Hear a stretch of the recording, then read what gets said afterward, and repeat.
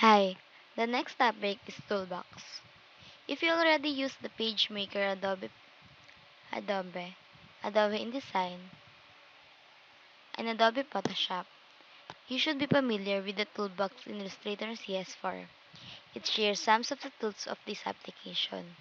If you are a novice user of Adobe products, you should keep in mind that you may not need to use all the tools. In these tutorials, only the basic tools we discuss in depth.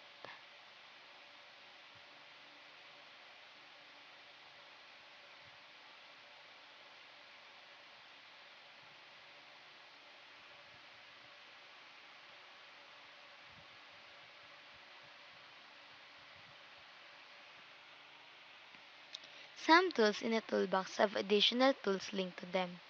These tools have small gray triangles in the right hand corner. I have here.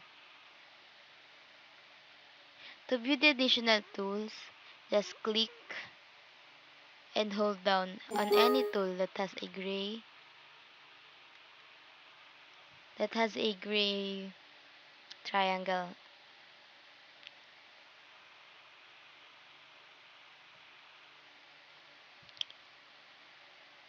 If you need some of the additional tools often, you can tear off the additional tools into their own toolbar.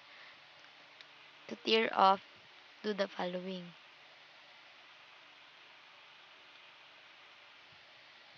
Click and hold the tool you want to see with additional tools.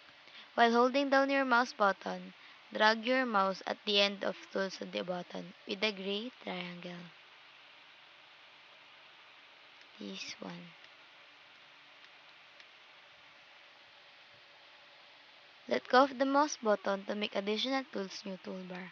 As you can see, these are the additional tools in the toolbar of the type icon or the sub toolbar in the Illustrator.